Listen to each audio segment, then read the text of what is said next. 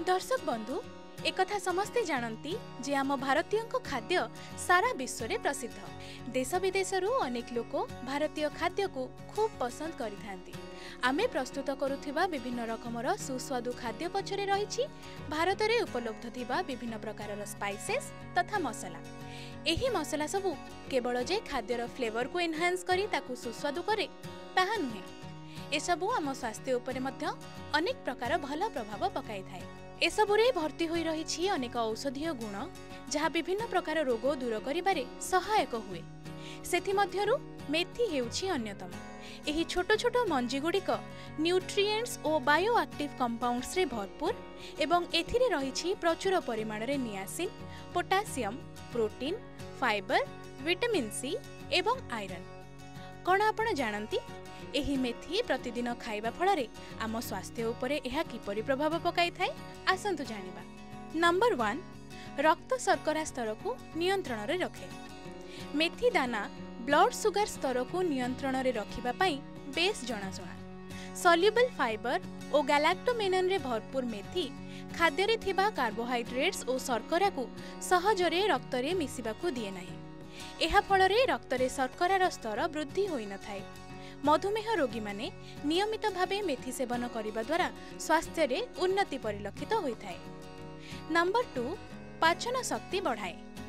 मेथी रे फाइबर रा मात्रा अधिक थिबारु एहा पाचन शक्ति को बढ़ाई कोष्ठकाठिन्य भली समस्या दूर करिथाए एवं बदहजमी तथा ब्लोटिंग भली हजम जनित समस्या को मध्य रोकिथाए।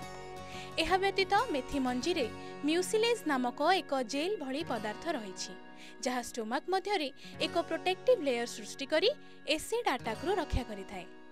मेथी मंजी को नियमित 2 सप्ताह पर्यंत सेवन करिबा द्वारा पाचन क्रिया रे उन्नति आसीथाए। नंबर 3, ओजन नियंत्रण रे सहायक हुए। मेथी रे रहिथिबा सॉल्युबल फाइबर पेट भितरे जाई पेट फुल हे जिबार अनुभव दिए। एहा फଳରେ भोक कम होई थाए एवं आमे बहुत कम कैलोरी इनटेक करिथांती। एही परि भाबे प्रतिदिन मेथी खाइबा द्वारा ओजन ह्रास करिबारे सहायता मिलिथाए। नंबर 4, हृदपिंड स्वास्थ्य रे उन्नति। मेथीर नियमित सेवन द्वारा कोलेस्टेरोल रो स्तर ह्रास पाई थाए एवं हृदरोगर आशंका कम होई थाए। मेथी मंजी रे स्टेरॉइडल सैपोनिन थाए जहाँ अंतनली रे कोलेस्टेरोल रो अवशोषण को रोकी थाए एवं शरीर रु एहार निष्कासन करि थाए। एही परि खराब कोलेस्टेरोल को शरीर रु बाहर करी हृदरोगर आशंका को ह्रास करि थाए। नंबर 5, त्वचा स्वास्थ्य रे उन्नति। मेथी मंजी रे पॉलीफेनॉल और फ्लैवोनॉइड भली एंटीऑक्सीडेंट भरपूर मात्रा रे रही थाए। एथिरे थिबा एंटी इन्फ्लेमेटरी प्रॉपर्टीज व्रण, एक्जिमा और सोरियासिस भली चर्मजनित समस्या को दूर करिबारे सहायता करिथाए।